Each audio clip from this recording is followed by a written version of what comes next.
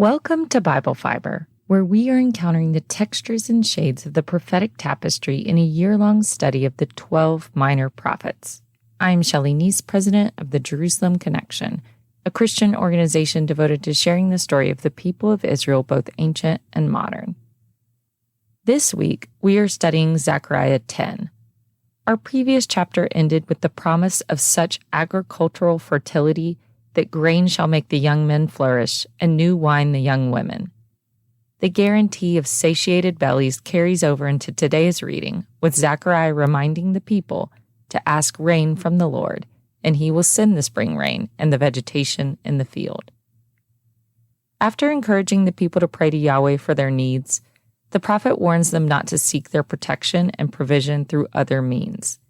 He cautions the people against falling back into idol worship, reminding them the teraphim utter nonsense and the diviners see lies, the dreamers tell false dreams and give empty consolation. During the divided monarchy, the people of Israel and Judah were fond of merging Yahwism with the occult. But even before the age of the prophets, God's people had been flirting with pagan gods and seers. Rachel brought her father's statues into Canaan. Right after the Exodus, when they should have been thanking God for his saving grace, they constructed the golden calf at Mount Sinai. And there's even this strange scene in 1 Samuel of King Saul consulting a medium to conjure up the ghost of Samuel. For the most part, biblical historians believe that idol worship stopped being a big problem after the exile. The Bible indicates this was the case, and the archaeology confirms it. The prophets Hosea and Ezekiel prophesied that after the ordeal of captivity, the people would eradicate idol worship. Hosea foresaw a time when the Israelites shall remain many days without king or prince, without sacrifice or pillar, without ephod or teraphim. Archaeologists routinely find teraphim, small household gods, at Judean and Israelite sites that date to the centuries before the Babylonian exile. Archaeologists noticed an absence of idolatry in the communities of returnees during the Persian period. Also, before the exile, the people consulted diviners and listened to self-declared prophets about their dreams. The prophet Micah accuses the diviners of lying to the people to console them. Jeremiah accuses the people of following false prophets because of their comforting lies, while he was the unpopular prophet because he predicted the truth of exile and offered correction, not comfort. False prophets told the people what they wanted to hear instead of what they needed to hear. After the exile, the people were attentive to the words and warnings of Haggai and Zechariah.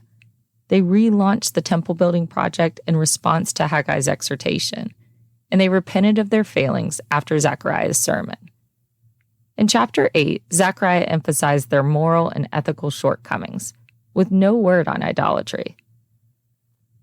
All this begs the question, if the returnees were not worshiping idols or upholding false prophets, why is Zechariah warning them against the practices? It may be that Zechariah is warning the people not to repeat the mistakes of their ancestors. His book started with the command, "Do not be like your ancestors." Or his message implies that syncretism will be a future temptation in the restored community, and they need to be on guard. When Alexander the Great takes over the Mediterranean region in 2 centuries, the Greeks will import their enticing culture with them. Hellenism will divide the Jewish community into the camp of religious and a camp of the assimilated, quicker than any exile or deportation.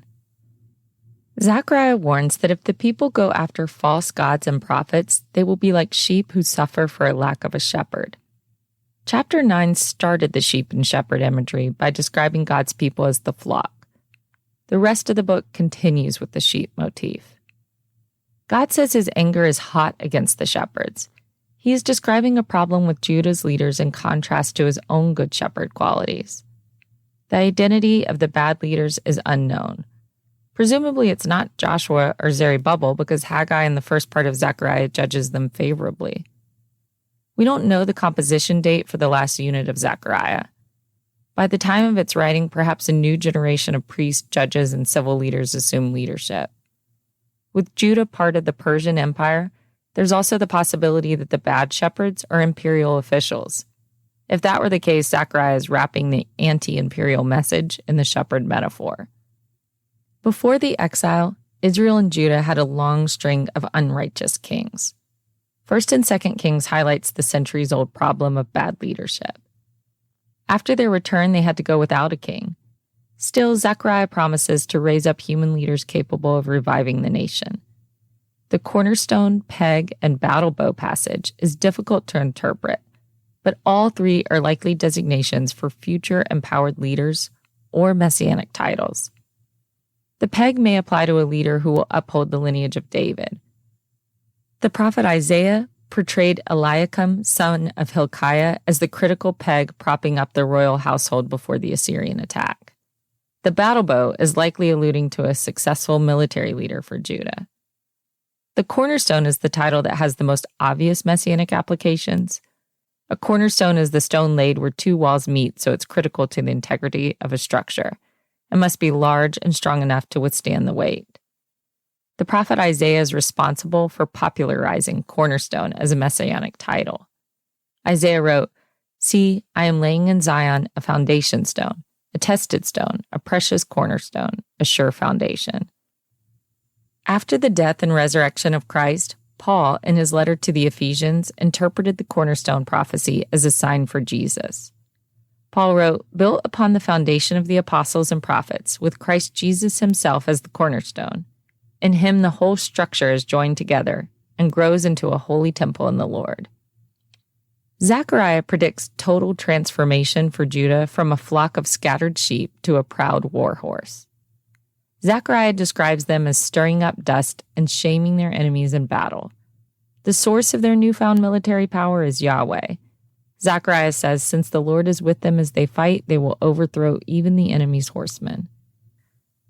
For the last 6 verses in Zechariah 10, the prophet turns his attention from Judah and focuses on the promises pertaining to Israel. He says, "I will strengthen the house of Judah, and I will save the house of Joseph." The house of Joseph is another name for Israel, the 10 tribes that made up the northern kingdom. Probably one of the most common points of confusion for Christians reading the Hebrew Scriptures is misunderstanding the various names for the northern kingdom. Zechariah uses all the labels interchangeably: Israel, Ephraim, and house of Joseph. When the northern and southern kingdoms split in 931 BCE, after the death of Solomon, the 10 tribes of the north became known as Israel. The 2 tribes in the south became known as Judah because Judah was bigger than the tribe of Benjamin. In the Hebrew Scriptures, Israel is another name for Ephraim. Ephraim was the largest and most important of the 10 northern tribes. The house of Joseph is synonymous with Ephraim because Joseph was the father of Ephraim and Manasseh. Ephraim was the younger of his 2 sons, but the recipient of the firstborn's blessings from Jacob. All the blessings given to Judah in verses 4 and 5 guaranteed military strength. All the promises given to Israel guarantee return and restoration.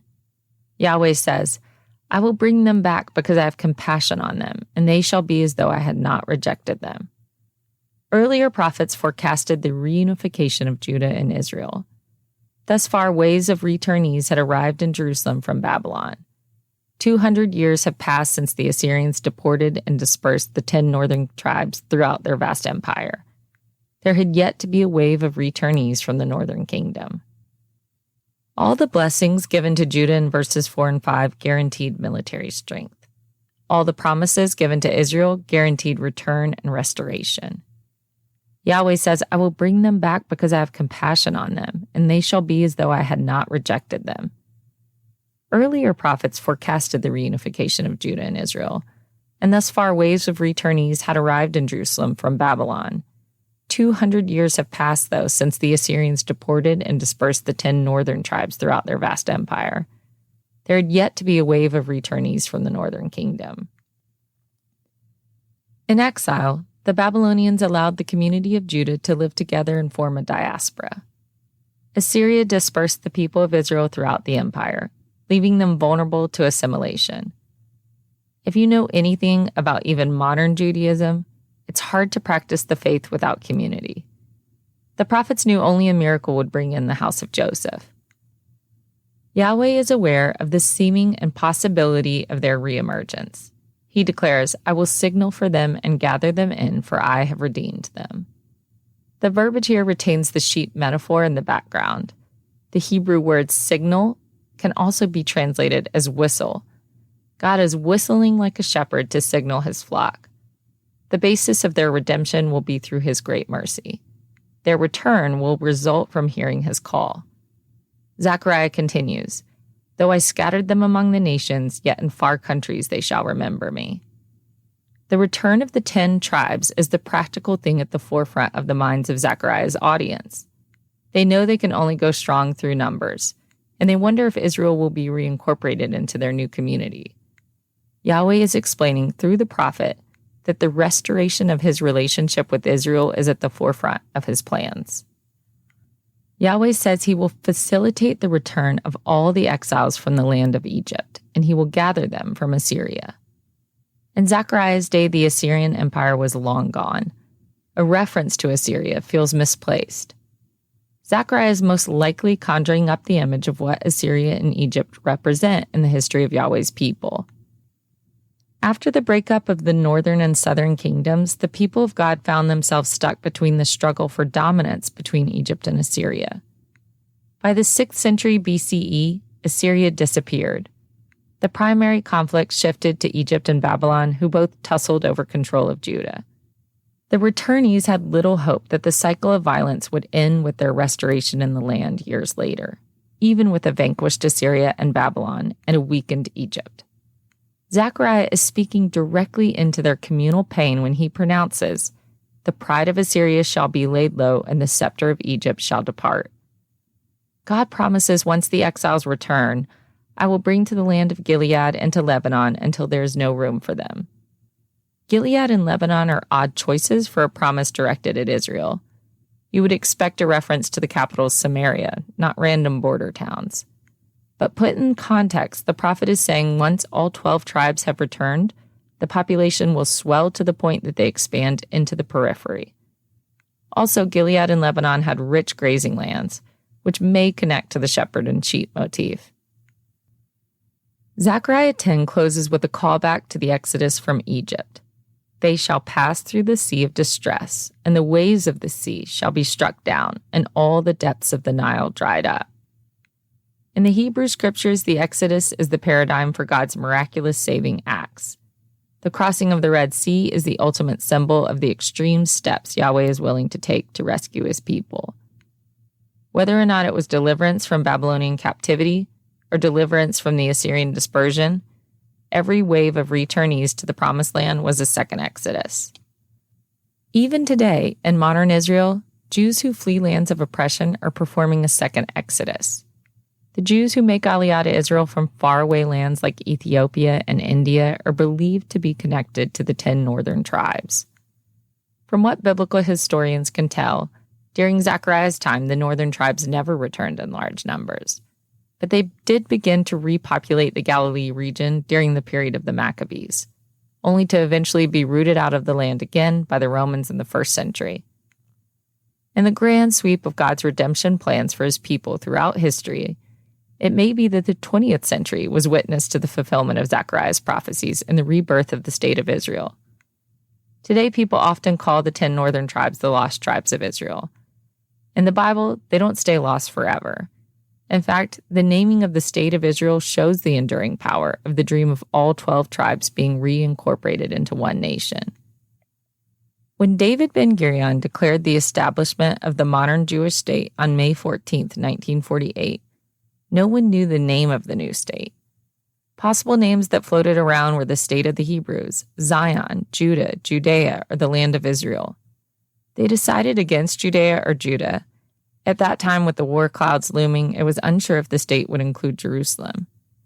The Negev was going to make up the largest percentage of the new state, and it didn't feel right to extend the ancient name for Jerusalem to the desert.